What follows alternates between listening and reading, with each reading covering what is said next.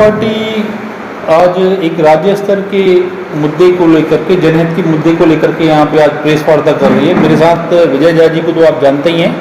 मेरा नाम मेहरबान सिंह है, मैं दुर्ग से हूँ। के जोशी मैडम ये भी दुर्ग से हैं। ठीक है, आज का जो विषय है बिल्डर्स के ऊपर है। 2-4 दिन पहले इसमें रेरा ने लगभग 600 बिल्डर्स को नोटिस जारी किया था, ये आपकी जानकारी में होगा। उसके ऊपर ना हम लोग काफ़ी सालों से काम कर रहे थे, तो हम लोगों ने इसके ऊपर जो जानकारी एकत्रित की और बिल्डरों के फेवर में भाजपा सरकार कैसे काम कर रही है वो आप लोगों के साथ शेयर करना था। और जैसे ये अपार्टमेंट है, इस अपार्टमेंट में आपने कोई भी एक फ्लैट खरीदा और सेकंड या थर्ड फ्लोर पर आपका फ्लैट है और वो जो अपार्टमेंट है उसकी आपने रजिस्ट्री करवा ली और आप रह रहे हो। एक प्राकृतिक आपदा आती है और वो अपार्टमेंट गिर जाता है कि आपके हाथ में क्या है? आपके हाथ में कहने का अर्थ ये है कि जमीन तो जिस बिल्डर ने बनाई उसके नाम पर है, तो आपकी क्या रजिस्ट्री सिर्फ दीवारों की थी क्या? ये सवाल है। तो जितने भी छत्तीसगढ़ राज्य में नंबर ऑफ अपार्टमेंट्स हैं, रेसिडेंशियल प्लस कमर्शियल, उनमें प्रकोष्ठ स्वामित्व अधिनियम 1976 के प्रावधानों के अंतर्गत कोऑपरेटिव सोसाइटी बननी चाहिए।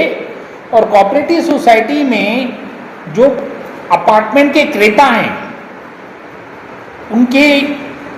उनकी सहकारी समिति बननी चाहिए, वो मेंबर बनने चाहिए जो क्रेता हैं।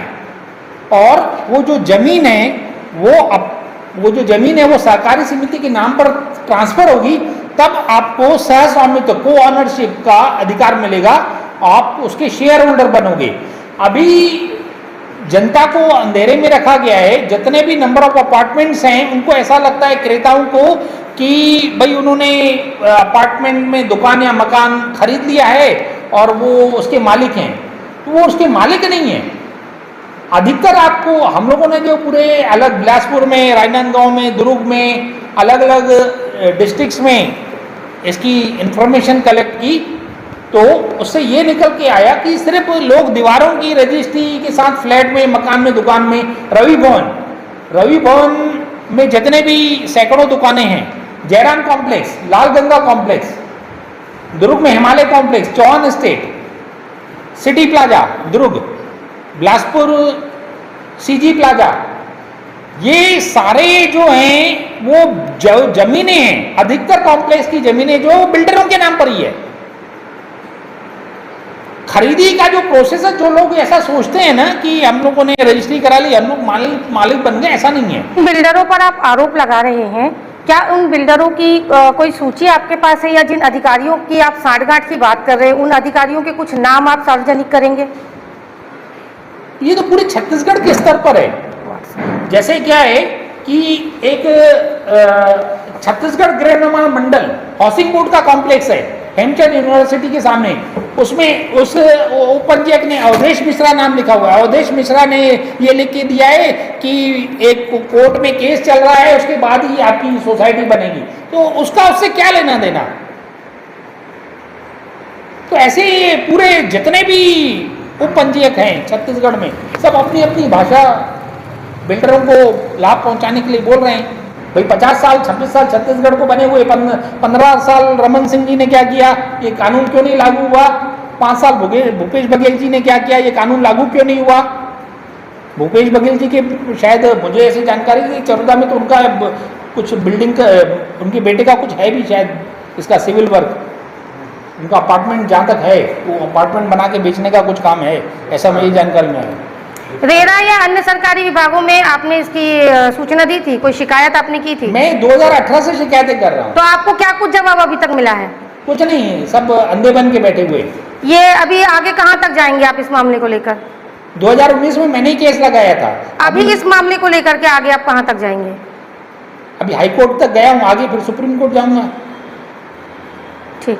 और सुप्रीम कोर्ट शायद अभी तो छुट्टियां मना रहे हैं ना लंदन में, है ना, ऐसा आप लोगों ने मीडिया के माध्यम से बताया। आज आम आदमी पार्टी के हमारे वरिष्ठ सदस्य मेहरबान सिंह जी ने ये जो रेरा की स्थिति है, जो अपार्टमेंट बन रहे हैं उसकी स्थिति है, और उसमें जो लीगल स्टेटस है कि अपार्टमेंट तो बन रहे हैं 5 मंजिला 7 मंजिला बना देते हैं, उसकी रजिस्ट्री नहीं होती। आम आदमी पार्टी ने राज्यपाल को ज्ञापन सौंप करके एक मांग किया है कि जितने भी अपार्टमेंट है उसमें एक समिति बनना चाहिए, एक सोसाइटी जैसे रजिस्टर्ड होता है, लेकिन आज तक वो बना नहीं, उनको कोई हक मिलता नहीं। और कोई घटना दुर्घटना हो, देखिए केवल अपार्टमेंट नहीं, बड़े बड़े होटलों में दिल्ली से लेकर रायपुर तक, कल रायपुर में बड़ा आग लगा था, अग्निकांड होने पर उनका मालिकाना हक ही नहीं रहता, उसके घर में कोई मर गया तो मुआवजा नहीं मिलता। क्यों कि आप कैसे रह रहे थे, वो इनलीगल हो जाते हैं। तो कहीं ना कहीं 1976 में जो कानून बना था, आज 2026 में अव्यवहारिक है। उस समय तो अपार्टमेंट बनते ही नहीं थे। जो अवैध प्लाटिंग हो रही है वो भी अपार्टमेंट का एक नया हिस्सा रेरा बना था। रेरा में अध्यक्ष कौन बने, सबसे छत्तीसगढ़ के बड़े भ्रष्ट अधिकारी विवेक धान साहब, आज उनके खिलाफ FIR है। और जाओ अभी सामने में वो छत्तीसगढ़ प्रेस के सामने, पप्पू फरिश्ता के सामने में कम से कम 50 करोड़ की जमीन उनकी खुद की है, नजुल जमीन है।